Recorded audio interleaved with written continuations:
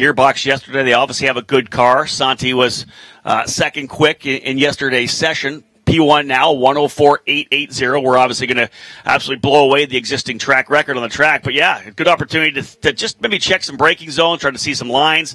But they've done that as well. They've already gone over the video all night long in the Velarde Auto Racing hauler. They've looked at the data. They both know that they've got good cars. They're going to use this qualifying session to see if they can't continue the success that Velarde Auto Racing has had here. Obviously, a sweep of the weekend a couple years ago with Felix Rosenquist.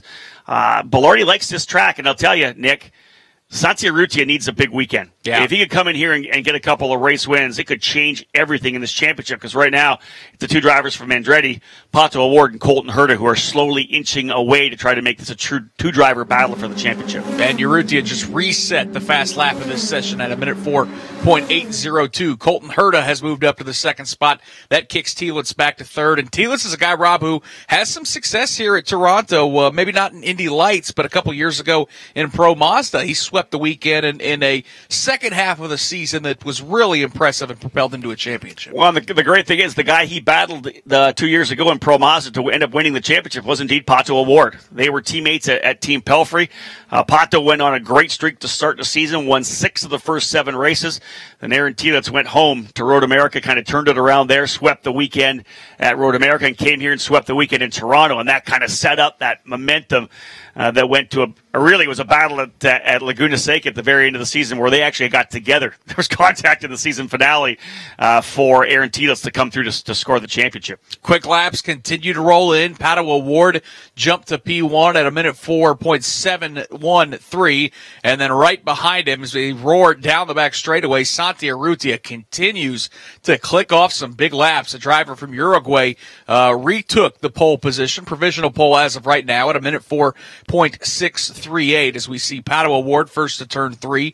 Then you've got Urrutia, followed by Telitz as they make their way through that right-hand portion of the complex. One of the signature corners on this entire track, Rob. It's one of the best passing points. Santi told us that this morning in a track description of turn 3 being the best place to pass. But watching those drivers then roar back onto the accelerator, uphill and back to the left, I've always found it fascinating to watch the action down there. I love that particular part of the racetrack, and you said it, great place to pass in turn number 3. Also a great place to set up chaos at the start of the event. Yeah. Get ready for turn 3 when we go green flag racing this afternoon.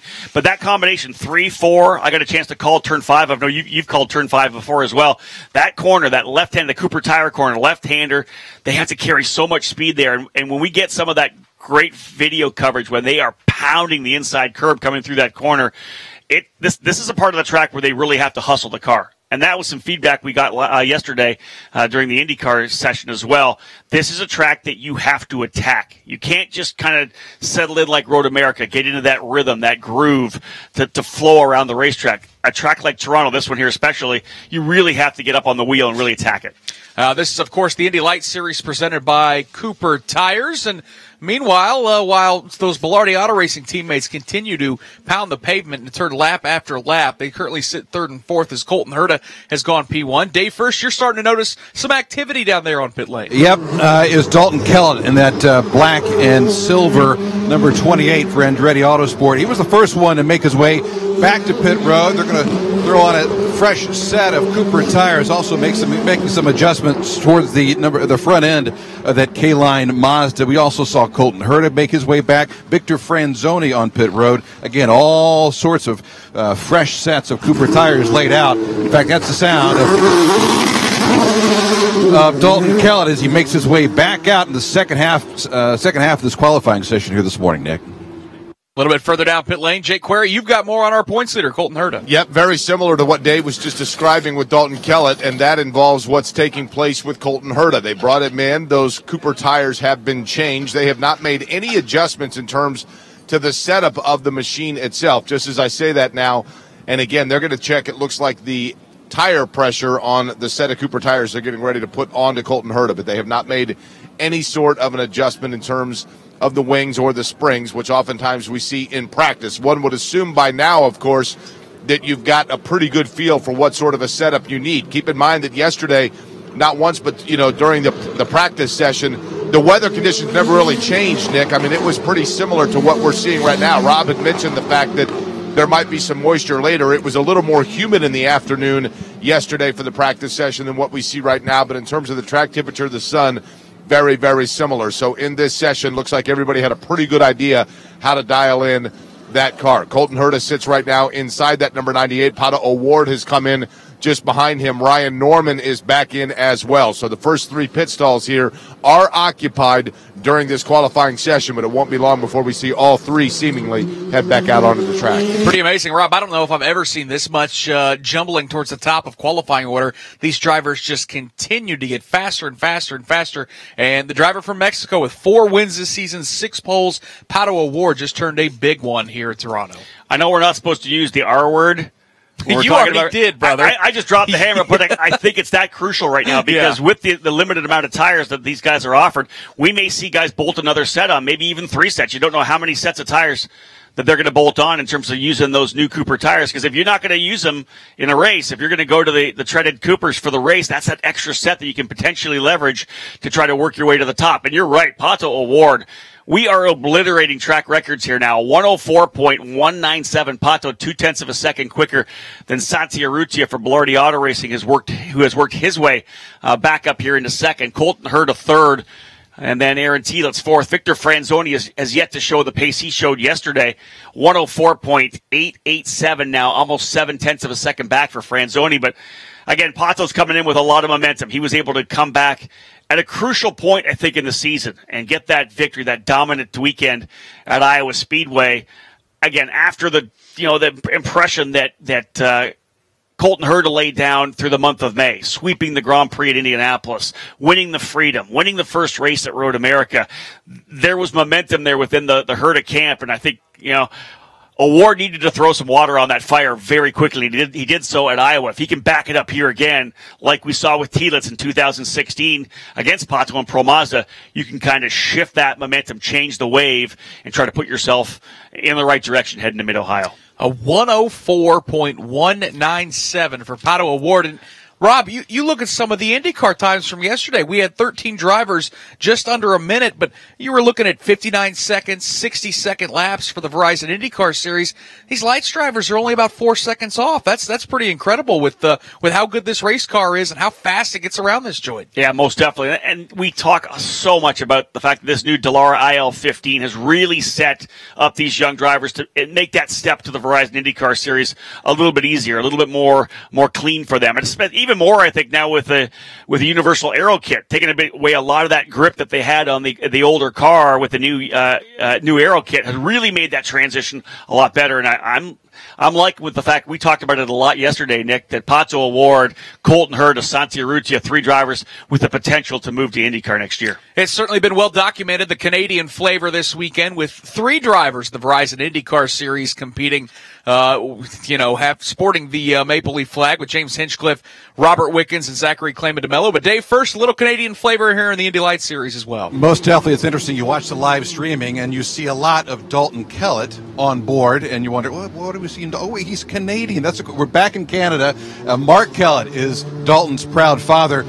He started karting here as a young boy in Toronto. What's it like to see your son now in Indy Lights back in Toronto here? Well, it's amazing for us to watch him with all our friends and family here. And there's a lot of people here to watch Dalton, and we just wish him the best today. How's his career progressed in your eyes? Very well. Dalton started at later than most of the other drivers. He started at 14 years old. He was going to university getting his engineering degree, and it's gone very well. It's as a father to watch this. This is a big investment, first of all, as a father, is it not? It most certainly is. It most certainly is. It's not cheap at all. But you want to push him. He wants to push him. What is his future, do you think, in this series? Well, the next step is the Indy series, and that's where we're hoping to go to. How close is he to that goal, you think? I think driving-wise, he's there, and it's just it's like everyone else. It's all a matter of sponsors. And as an engineer, you got that side of it. Here's a guy who's always thinking about, is it not, and how important is that in a young man's career? I think Dalton's always thinking about it, and it's sometimes it's good, sometimes it's bad. Sometimes. How many friends and family are here this weekend? Over the 2 days, about 300. You're not having to buy tickets for all 300, are you? No.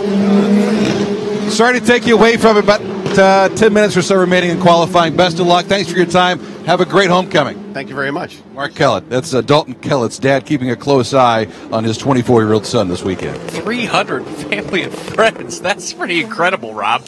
A lot of people, of course, coming out to support Dalton Kellett and the whole family. And an interesting point that Mark made there was the fact that, you talk about the young engineers. There are some drivers that are engineers, and is that a good thing? Of course it is. They're going to understand the physics of what they're doing. Dalton graduating just last year from the Queen's University, one of the most respected universities here in Canada, with his engineering physics degree. This guy is a smart young man. Does a lot of STEM presentations, just showing young kids about how to get into schooling, how to get into engineering, and transition that into motorsports. And Dalton's been fantastic with that, talking to a lot of young kids. But again, that's a really interesting comment. Do you know too much?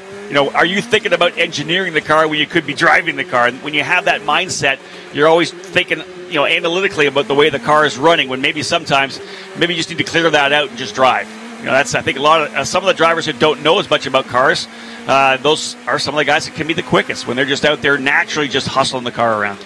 Always good to have that knowledge in your back pocket. Agreed. And there's no doubt about it. I'm sure the drivers that maybe aren't as technical sound probably wish they were more. And then certainly, as you mentioned, on the other hand, when you've got that technical background, maybe there's the chance of overthinking a little bit. But there's no doubt that that young man is incredibly bright with that engineering degree, and certainly at a racetrack where speed has mattered over the years, the Indianapolis Motor Speedway, Dalton Kellett's really shown out and had some good results. He is a strong oval driver, no doubt. And you know what? So close to get a chance to win the Freedom 100 this year.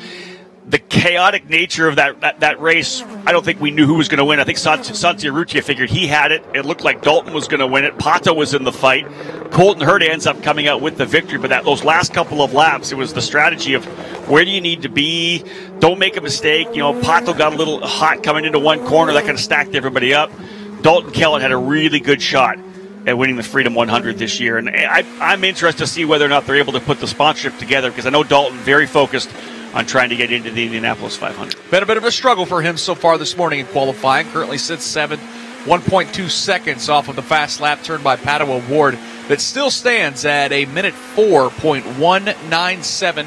Colton Herta, the championship leader, who enters this weekend with a very slim 8-point advantage, sits in second. Santi Urrutia is third. Aaron Telitz is fourth. So the Blarty teammates sit third and fourth. They'd make up row number 2 if qualifying were to end right now. Good news is it hasn't for them, as they've got 8 more minutes to turn laps here around Exhibition Place. Victor Franzoni is 5th fastest. Ryan Norman is 6th.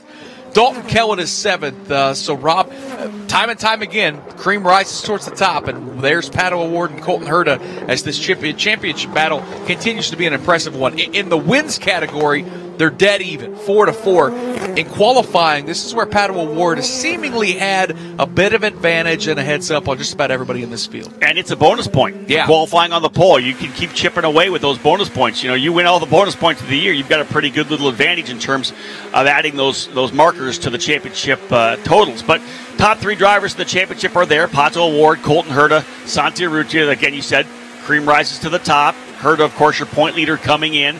I'm interested right now. We're 7.5 minutes in. I was wondering if we'd see somebody potentially duck in to put one more set of fresh Coopers on. You know that Pato and Colton are happy being on the front row, but surprising that maybe somebody hasn't pulled into maybe Santi, throwing the new rubber on. Dave First, any action at all on pit lane? Well, no, although a couple of minutes ago I saw the number 9 of Aaron Telitz come in, and I saw him take off the set of sticker tires on that Mazda, and I'm thinking, well, maybe they decided to put a third set on it. Went down and talked to John Bruner. No, that was not the case at all. That was just their second set. So while the entire rest of the field has a good 5 minutes or so on their second set of Cooper tires, Telitz went out a little bit later. So it's going to be interesting to see, I think, when those tires really come in for him, or whether or not he's got enough time for the tires to even come in. But no one else laid out for a third set of sticker Cooper tires here. Tires starting to come in for Colton Herta as he just set his best lap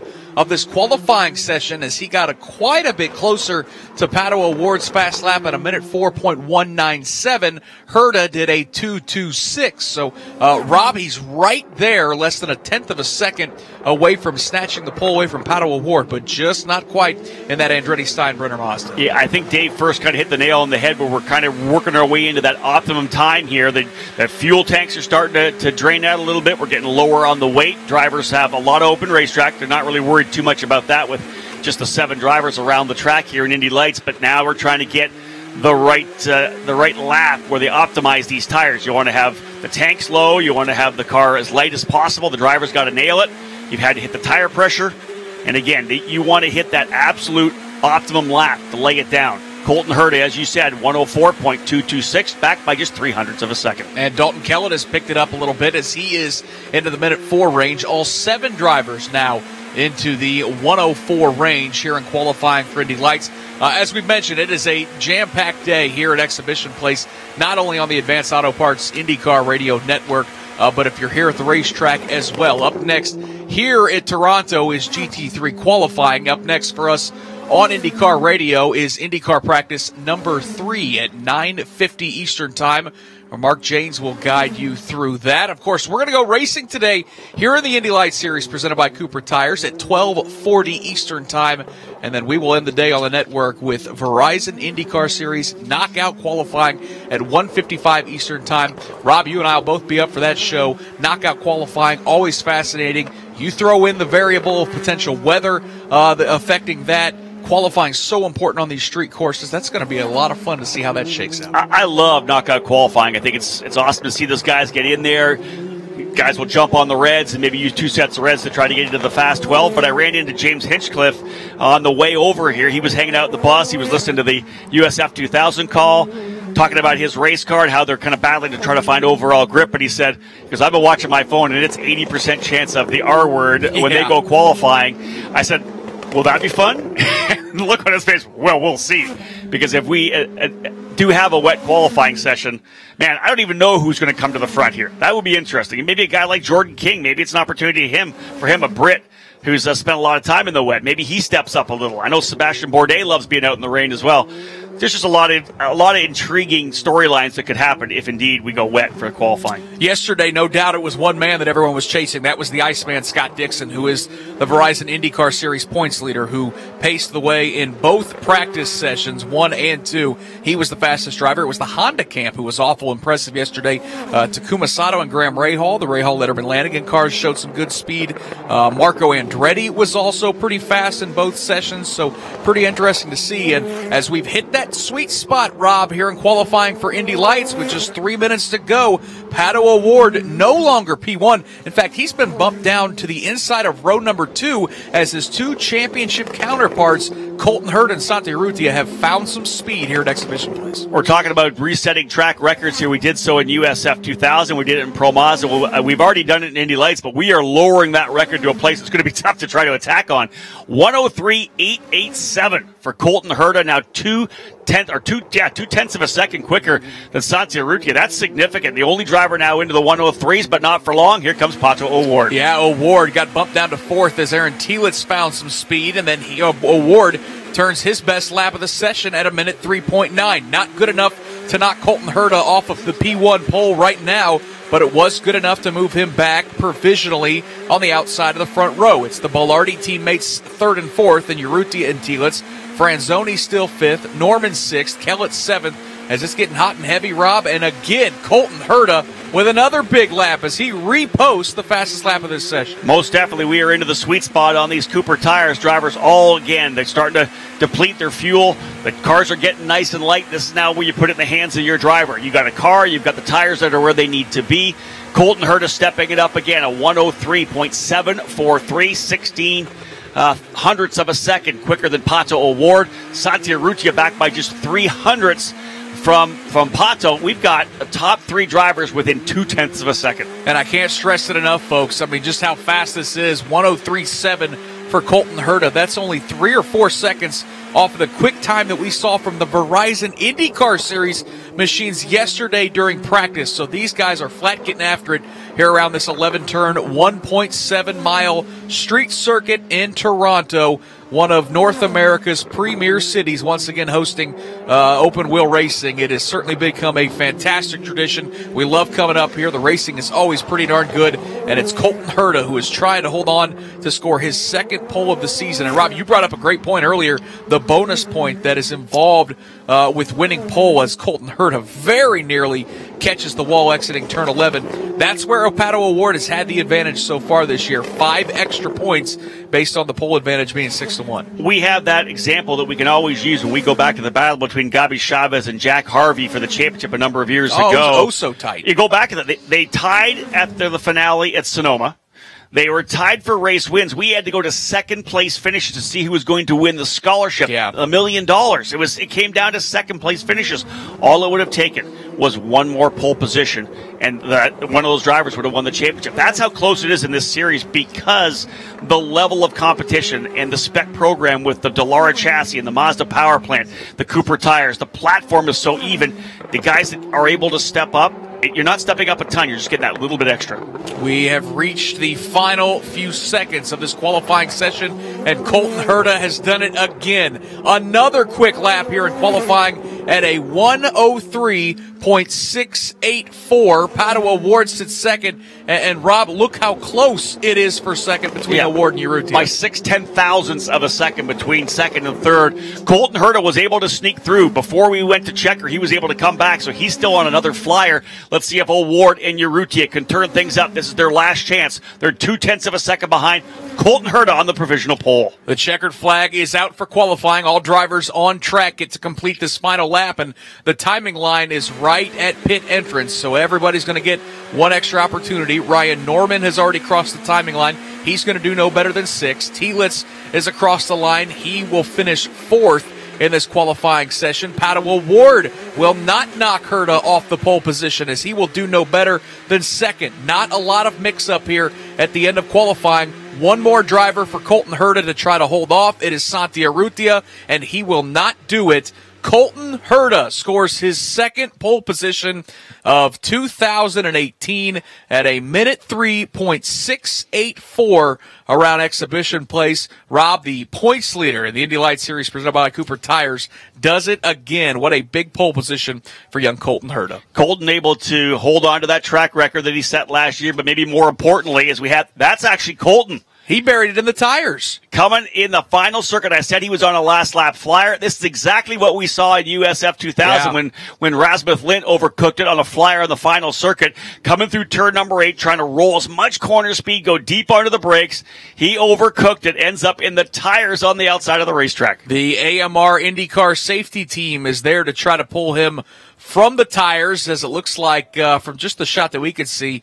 Did look like some front nose damage to that front nose damage. Of course, you only have one nose on these race cars. But so Colton Herta ends up in the tire barriers here at the end of qualifying, but still should be good enough to keep the pole position at a 1:03.684.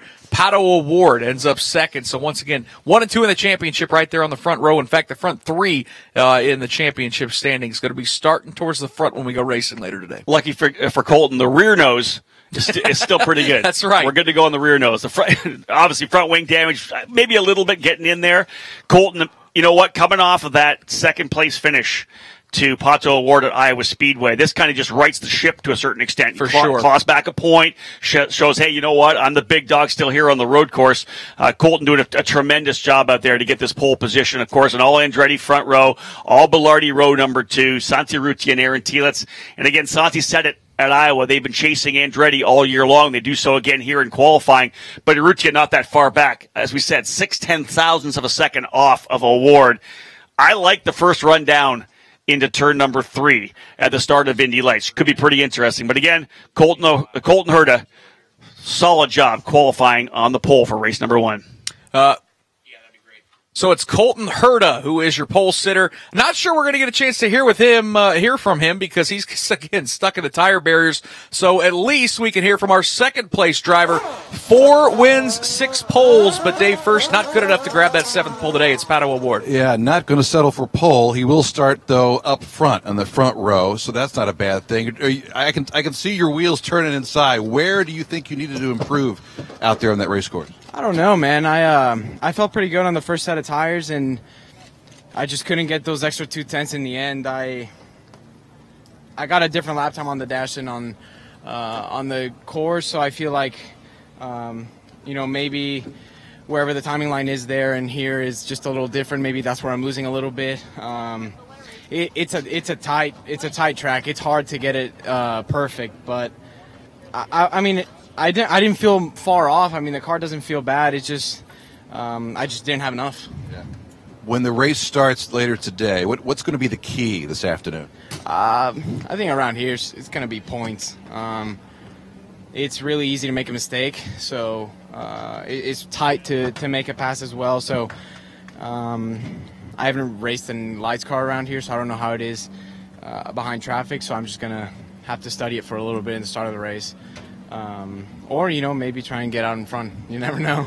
Well, if you can, why not, right? Oh, exactly. Yeah, for sure. I have a quick car. It's just I just didn't have that little extra for that pole.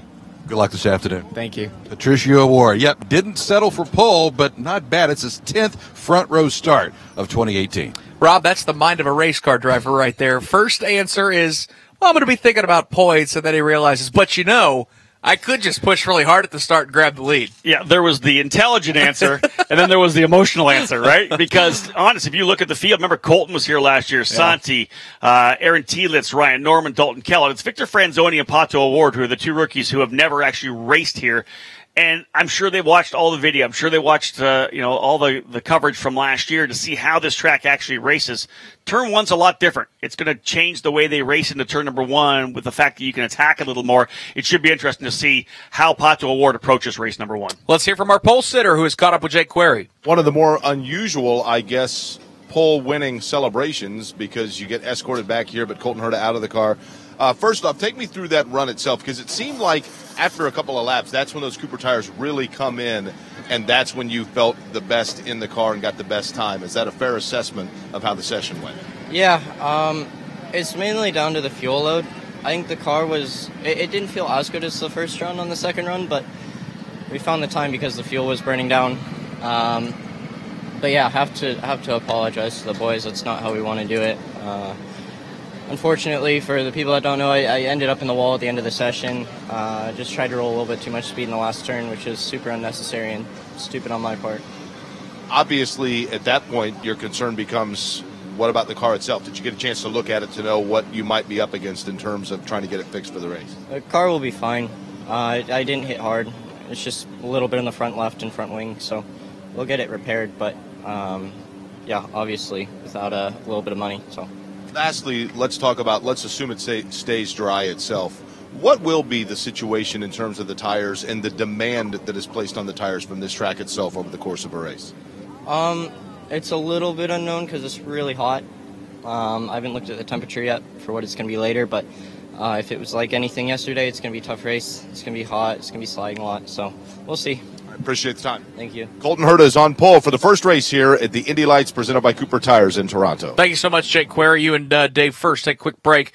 Those guys will be back up for IndyCar practice. Actually, Rob, you're going to be joining Dave First on pit lane for IndyCar practice this morning at 9:50 Eastern time here at Exhibition Place. And, of course, we will go racing later today in the Indy Lights Series presented by Cooper Tires at 12:40 Eastern and IndyCar knockout qualifying at 1:55 Eastern. For everybody here at the Advanced Auto Parts IndyCar Radio Network, we will talk to you then. Congratulations to Colton Herta, who scores his second pole of the season, and he does it for race number 1 here at Toronto.